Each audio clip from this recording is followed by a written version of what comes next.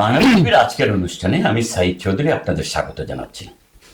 আজ আমাদের অতিথি নবীগঞ্জ এডুকেশন ট্রাস্ট ইউকে সভাপতি, ব্রিটেনের অত্যন্ত নিবেদিত প্রাণ সমাজসেবী, ব্যবসায়ী, সমাজচিন্তক মাহতাব মিয়া।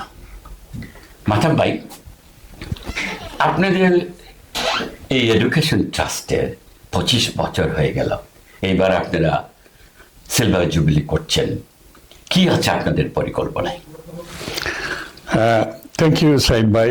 সর্বপ্রথম আমি আপনার মানব টেলিভিশনের কর্মকর্তাবৃন্দ যারা আছেন, বিশেষ করে আপনাকে অশেষ ধন্যবাদ জানাচ্ছি নবীগঞ্জ এডুকেশন ট্রাস্ট ইউকের পক্ষ থেকে। আপনার আমন্ত্রণটা আমার কাছে এত টাচ করছে যে you are really gem for the community in UK. কারণ আপনি তো অবভিয়াসলি একজন বিশিষ্ট সাংবাদিক এবং ব্যবসায়ী এবং সমাজকর্মী। আপনি সমাজকে নিয়েই চিন্তা করেন এবং সমাজকে নিয়েই প্রচার প্রসার এই প্রকারের চিন্তাধারা সবসময় আপনার নলেজে থাকে। তো ওয়ান্স অ্যাগেন আল্লাহর শুক্রিয়া, আল্লাহ যেন আপনাকে নেক হায়াত দান করেন। আমাদের নবীগঞ্জ এডুকেশন ট্রাস্ট ইউকের প্রতিষ্ঠা বৎসর হলো 2000 সাল। আজ থেকে 25 বৎসর আগে আমাদের নবীগঞ্জের, বিশেষ করে ইউকেতে বসবাসরত সম্ভাবনা কিছু বন্ধুবান্ধব এবং বিশেষ করে শিক্ষানুরাগী, তাদেরকে নিয়ে এই যাত্রা শুরু। মূল উদ্দেশ্যই ছিল যে আমরা কিভাবে বাংলাদেশে যারা বসবাস করছেন, আমরা তো এ দেশে প্রায় 700-800 হাজার বাংলাদেশে বসবাস করি, আমরা প্রত্যেকে কিছু না কিছু হলেও আমাদের বাংলাদেশের আত্মীয় স্বজন কিংবা দেশের লোকদেরকে সাহায্য করে থাকি।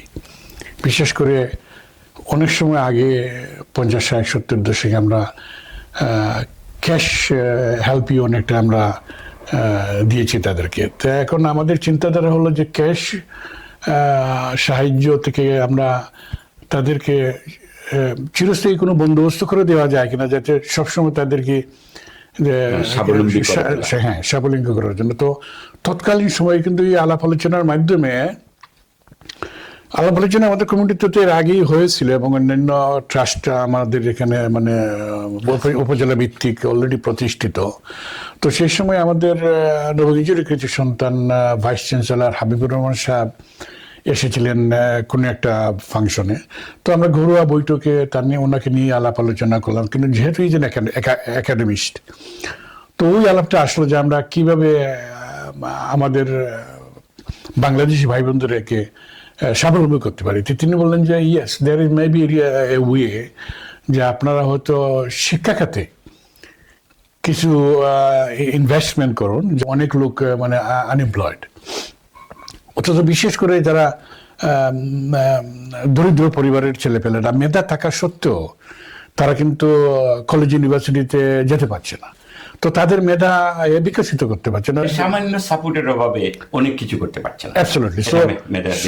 সো এই জন্য এডুকেশনটা আসলো, যে একটা এডুকেশন ট্রাস্ট করে তাদের কিছু ছোট ছোট কোর্স করে, যেমন ভোকেশনাল কোর্স কিংবা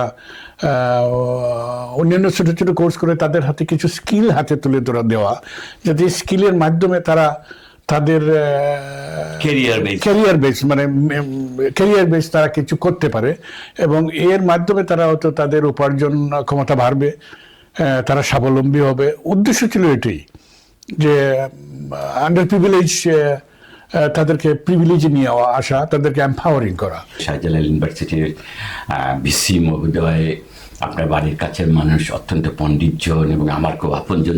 মাশাআল্লাহ। তো এই হিসাবে তিনি লন্ডনে আসলেন এবং আমার সাথে দেখা হয় এবং তার মুখ থেকেই আপনাদের এই নবীগঞ্জের উন্নয়ন, বিশেষত শিক্ষার ক্ষেত্রে ভূমিকা রাখার বিষয়টি শুনেছিলাম। পরে আপনার সাথে পরিচিত হলো।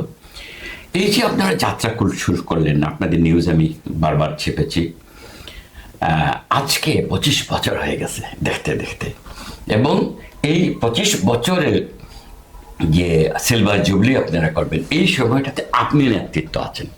আপনার মতো একজন যোগ্য লোক যদিও আপনার অন্য অনেক ক্ষেত্র আছে, আপনি রাজনীতি করতেন, জাতীয়তাবাদী ধারা রাজনীতিতে আপনি একজন সজ্জন রাজনীতিক বা স্বচ্ছ রাজনীতিক হিসাবে পরিচিত। চেম্বার অফ কমার্সের সাথে ছিলেন, আমি একসময় চেম্বারের প্রেস অ্যান্ড পাবলিসিটি ডাইরেক্টর ছিলাম, আপনাদের সাথে কাজ করেছি। আপনার কাজের পরিধি, আন্তরিকতা, বাংলাদেশের সাথে এই দেশের ব্যবসা বাণিজ্য যে শিকড় মজবুত করার জন্য সেতু বন্ধনের যে প্রয়াস, 2005-এ আমরা যে এক্সপো বাণিজ্য মেলা করলাম, সেই সময় অনেক স্মৃতি আপনার সাথে আছে।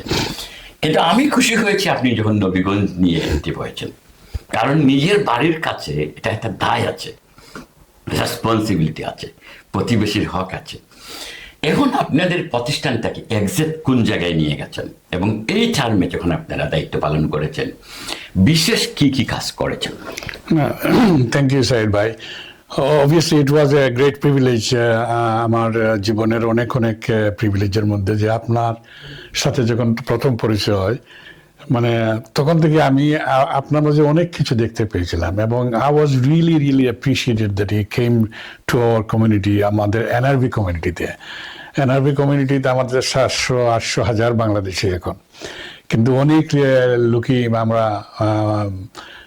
কমিউনিটি বেসড অর্গানাইজেশনের মাধ্যমে কমিউনিটি সেবা করার জন্য আমরা আপনাকে পেয়ে আমাদের মধ্যে it was an bonus, it was a bonus.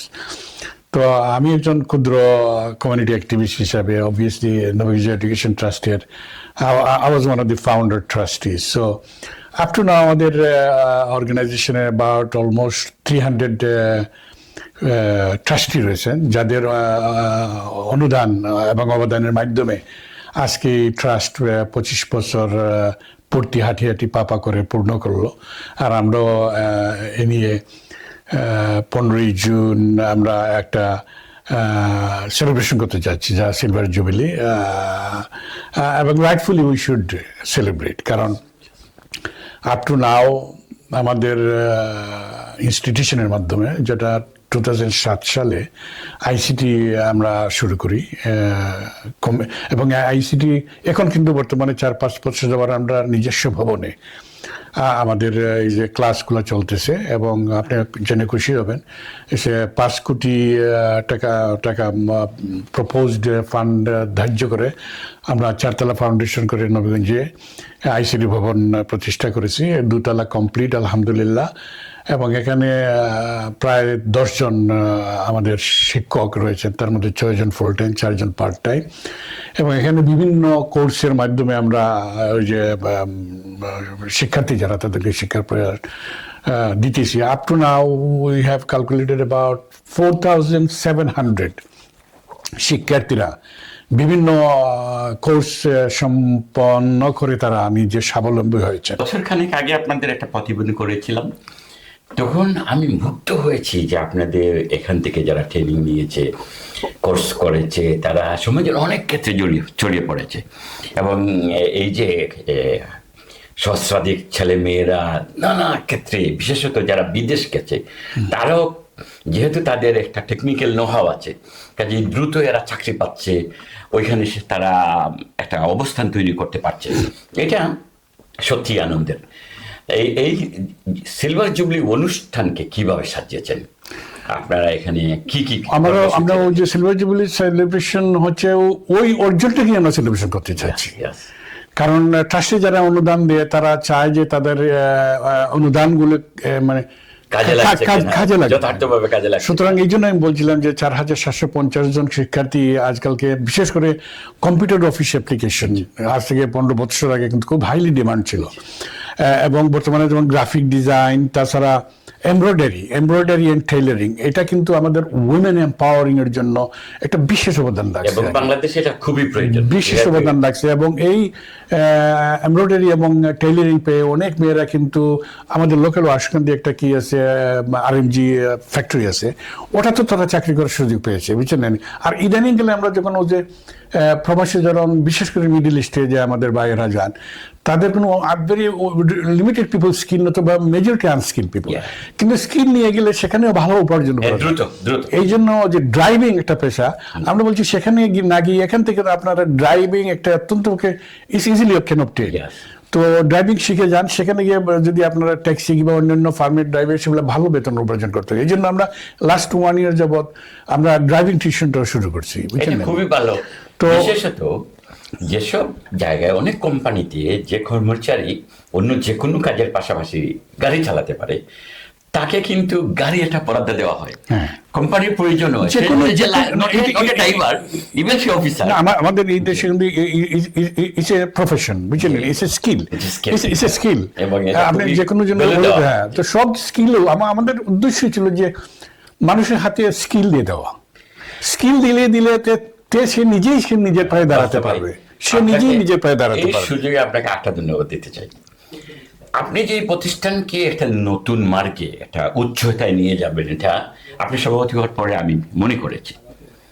কেন মনে করেছি? আমি যখন ইউকে বাংলা ডাইরেক্টরি করি, তখন আপনি একমাত্র ব্যক্তি সরাসরি আমার অফিসে এসে আমাকে উৎসাহিত করেছেন এবং এই all sort of Bangladeshi businesses UK, বিশেষত হোল রেস্টুরেন্ট ইন্ডাস্ট্রির কাছে একটা ডাইরেক্টরিতে নিয়ে আসার ক্ষেত্রে আপনি যে বুদ্ধিভিত্তিক সাপোর্ট দিয়েছেন, এমনকি আপনার নিজের এলাকার ডাটা সংগ্রহ পর্যন্ত আপনি আমাকে যে সাপোর্ট দিয়েছেন, তারপরে রেস্টুরেন্ট ডাইরেক্টরি করার সময়, মুসলিম ইন্ডেক্স করার সময়, এমনকি ইউরো বাংলার সময় আমাদের নামটা প্রস্তাবের ক্ষেত্রে আপনাকে কয়েকটা নাম শুনিয়েছিলাম।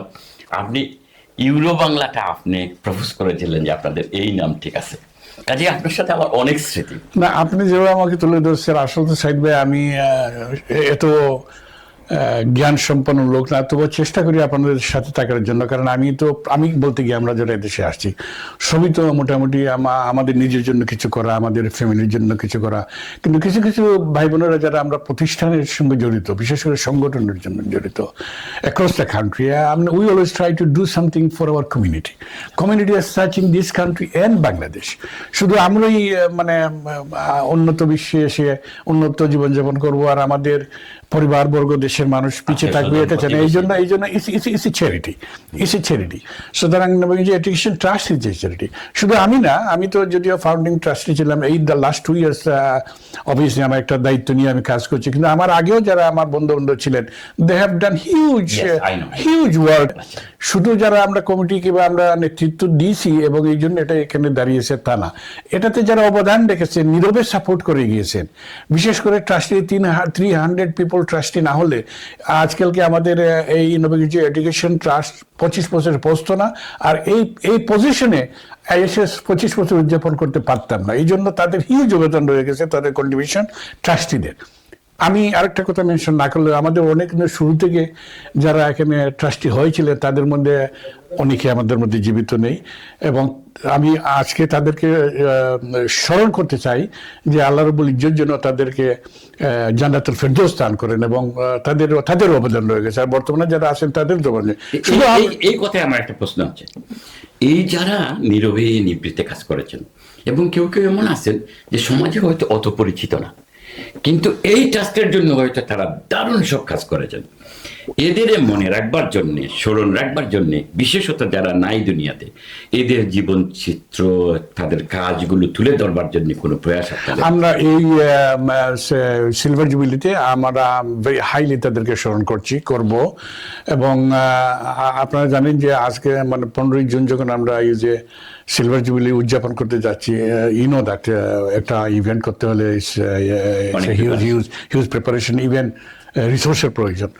এই রিসোর্সে অনেক ভাইয়েরা কিন্তু আমাদেরকে সাপোর্ট করতেছেন, তাদের স্পন্সরশিপ দিয়ে, অ্যাডভার্টাইজ দিয়ে, ইভেন ডাইরেক্ট ডোনেশন করে, এবং আমাদের ইন্ডিভিজুয়াল ভাইয়েরা যারা আসবেন এখানে তারাও আমাদের থেকে আর্থিক সহযোগিতা করতেছেন। তো আমার দৃঢ় বিশ্বাস আমাদের এই সিলভার জুবিলি উদযাপনের মাধ্যমে সংগঠনও আরো প্রসারিত হবে, এবং এই কাজ দেখে অন্যরাও অনুপ্রাণিত হবে অত্যন্ত পক্ষে যে চ্যারিটেবল এবং দাতব্য সংস্থার মাধ্যমে এসে কিছু করার জন্য। আপনার নেতৃত্বে এটা যে সুন্দর হবে, এর অনেক উদাহরণ আমার তো জানা আছে।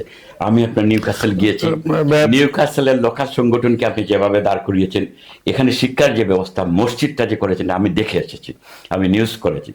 এমনকি পঞ্চরত্নের জনক, একজন সফল পিতা হিসাবে আপনার সন্তানদের আপনি যেভাবে গড়ে তুলেছেন, প্রাউডলি অ্যান্ড লাউডলি তার কথা যেভাবে বলেন, এবং তারা এখন সমাজে অন্যদের শিক্ষিত হয়ে কর্মসংস্থান লাভের ক্ষেত্রে পরামর্শের যে প্রয়াস তাদের, সেটা অন্য যে কারোর জন্য একটা উদাহরণ, এটা একটা ফলো করার মতো বিষয়।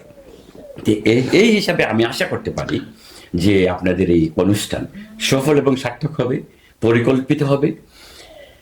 আপনারা কি কোনো অ্যাওয়ার্ডের ব্যবস্থা রেখেছেন যারা ভালো করেছেন? আমরা 5টা ক্যাটাগরিতে আমরা চেষ্টা করছি যে অত্যন্তকে অনার করার জন্য যারা এক্সট্রিমলি বিশেষ করে আমাদের নবীগঞ্জ এলাকা থেকে এই দেশে ভালো মানে যারা মোটামুটি যারা রোল মডেল বলতে পারে, যেন আমরা আদর্শ ছেলে কিংবা আদর্শ সন্তান হিসেবে তারা আমরা অন্যদেরকে মোটিভেট করার জন্য তাদেরকে অনার করার একটা সিদ্ধান্ত নিয়েছি, আলহামদুলিল্লাহ। আর আপনি বারবার বলছেন যে আমার নেতৃত্ব, আসলে তো আমি কোনো নেতার উপযুক্ত ব্যক্তি নই, আমি নেতাও নই, আমি একজন সামান্য কর্মী। আর কাজটা করে যাওয়াই আমার আমি বলি করি আমার তৃপ্তি, বুঝছেন। আমি আগে বলেছি যে আপনি অনেক সময় আমার উৎসাহ উদ্দীপিত করেছেন। আমার মেয়েদের আজ যখন লেখাপড়া করে he has huge support on me, আমাকে উৎসাহ দেওয়ার জন্য। আমার ফ্যামিলি জানে আপনার ব্যাপারে, আপনি আমাকে কত উৎসাহ দিয়েছেন। কারণ এগুলা যে মেয়েরা করেছে, আমি মনে করি আল্লাহ রাব্বুল ইজ্জতের মহিমা ছাড়া এগুলা হতো না ভাই। মানে আমি এক্সট্রিমলি প্রাউড, এবং আমি এই যে ব্যারিস্টার হওয়া, ডক্টর হওয়া, এটা মানে একজন সাকসেসফুল মানে আমার ওয়াইফকে যখন যে এনটিভি সফল মা হিসাবে 2013 পড়তো, এগুলো তো ইচ্ছা করলেই হবে না। এটা আল্লাহ রাব্বুল ইজ্জতের যদি মেহেরবানি না থাকতো, প্ল্যান থাকা লাগে, অবভিয়াসলি আমার দৃঢ় বিশ্বাস, শুধু আমি না, আমাদের কমিউনিটির আরো হিউজ ফ্যামিলিরা আজকালকে খুবই ভালো করতেছে, বুঝছেন না। তো এগুলা কিন্তু আমাদের যারা প্রথম প্রজন্ম যারা আমাদের দেশে আছি, আমরা গর্ব করার মতো, বুঝছেন। আমরা তো এটাই চেয়েছিলাম যে আমরা আমাদের ফ্যামিলি নিয়ে, আমাদের প্রজন্মকে তারা সমাজে কিংবা এই যে মাল্টিকালচারাল সোসাইটিতে তারা অবদান রাখবে। আমরা বাঙালি হিসেবে আমরা মাথা উঁচু করে অন্যান্য কমিউনিটির সাথে দাঁড়াতে পারবো। সুতরাং I think second third generation আলহামদুলিল্লাহ দে আর অন দ্যাট প্ল্যাটফর্ম। আমার 10টা বইয়ের উপর যখন 2 বছর আগে যে রিভিউ বেরিয়েছিল সৃজন তরঙ্গ, সেখানে আপনার লেখাটি অনেকে পড়েছে। বহু মানুষ আমাকে বলেছে যে বিলেতে এত মুক্ত মনের মানুষ, এত সুন্দর চিন্তার মানুষ, একজনকে প্রাণ খুলে আরেকজনকে তুলে ধরার মানুষ মাহতাবিয়ার মতো আর দেখি নাই। আমি মুক্ত হয়েছি।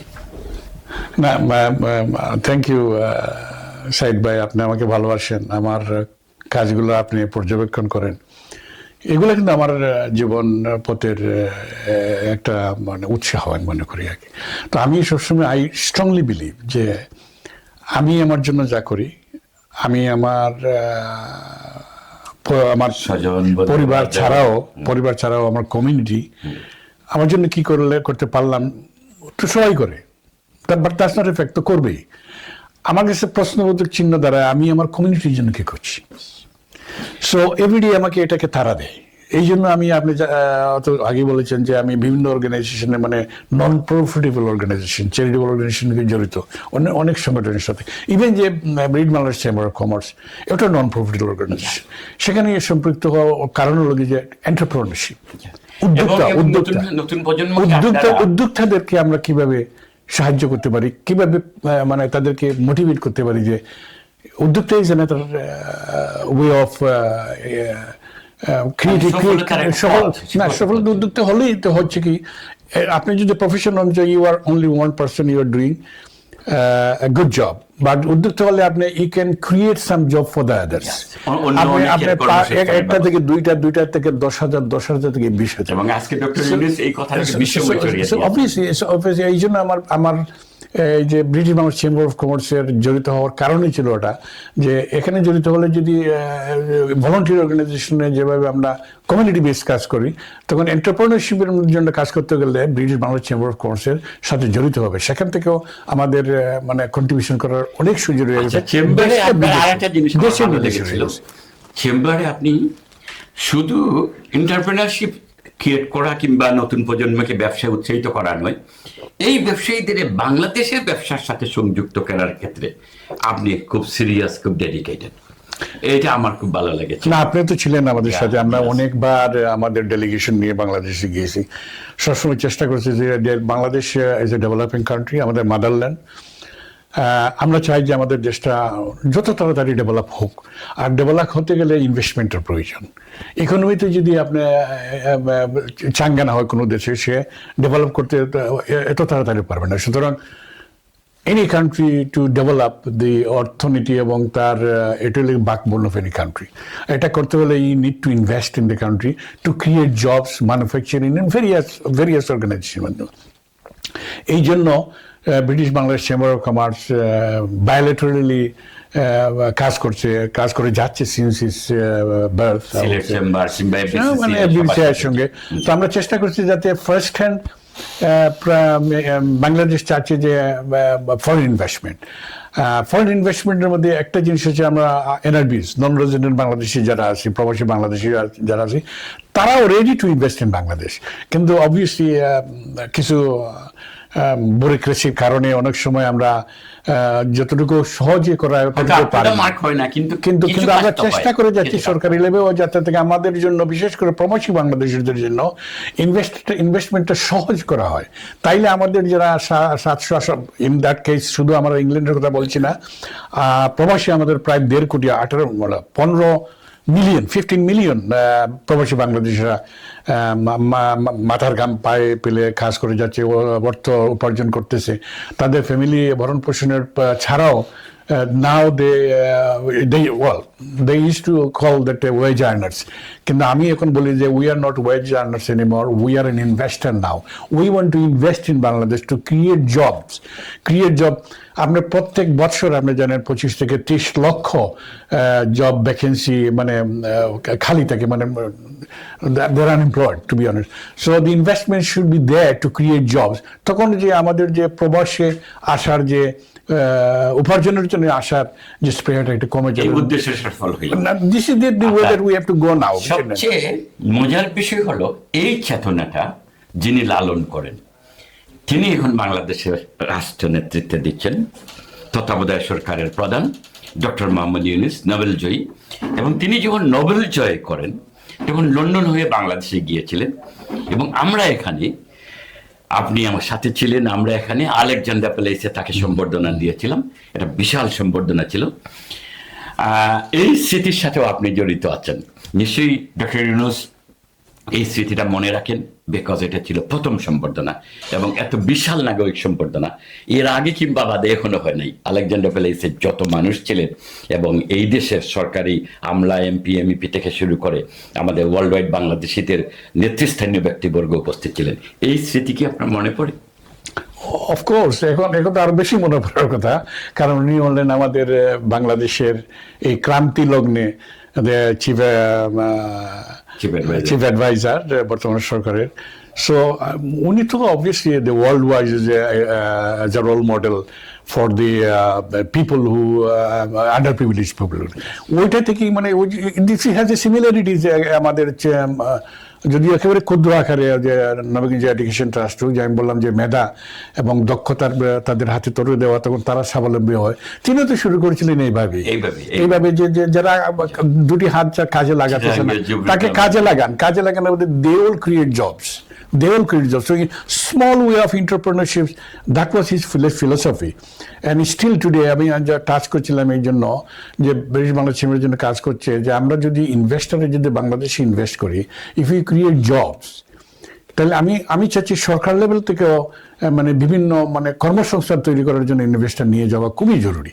কারণ আমাদের আগে আমরা দেখছি যে প্রবাসী কল্যাণ মন্ত্রণালয় যদি বলে যে মালয়েশিয়া আমি 2000 লোকের ব্যবস্থা করে আসছি যাবে, I don't see there is a credit. যদি বলতেন যে আমি একটা ফ্যাক্টরি বাংলাদেশে করেছি জাপানের সাহায্যে, চায়নার সাহায্যে, ব্রিটিশ বাংলাদেশিদের সাহায্যে, সেখানে 10,000 লোকের কর্মসংস্থান হয়েছে, that should be the way that they should be feel proud. আমার কথাটা বুঝতে পারতেছি। তবে হ্যাঁ, এখন ডিফারেন্স যেটা হচ্ছে, ডক্টর ইউনূস বাংলাদেশে বিদেশি বড় বড় কোম্পানি নিয়ে আসার চেষ্টা করছেন, যারা এখানে সেই ইলিমটা, হ্যাঁ। সেই নলেজটা লার্ন করবে। আবার আজকের দিনেই জাপানের টোকিওতে ইনি সেমিনার করেছেন, যারা এই ধরনের ট্রেনিং নেবে, যারা একটা টেকনিক্যাল নোহাও থাকবে, এদের 1 লক্ষ লোককে তিনি জাপানে কাজের ব্যবস্থা করে দেওয়ার জন্য মাশাআল্লাহ, deal মাশাআল্লাহ, করেছেন। মাশাআল্লাহ, মাশাআল্লাহ। তা আবার শেষ কথায় আসি, আপনার যে অনুষ্ঠান হচ্ছে, এই অনুষ্ঠানে আপনাদের সদস্য সহ যারা আসবেন তাদের উদ্দেশ্যে আপনি কি কথা বলবেন?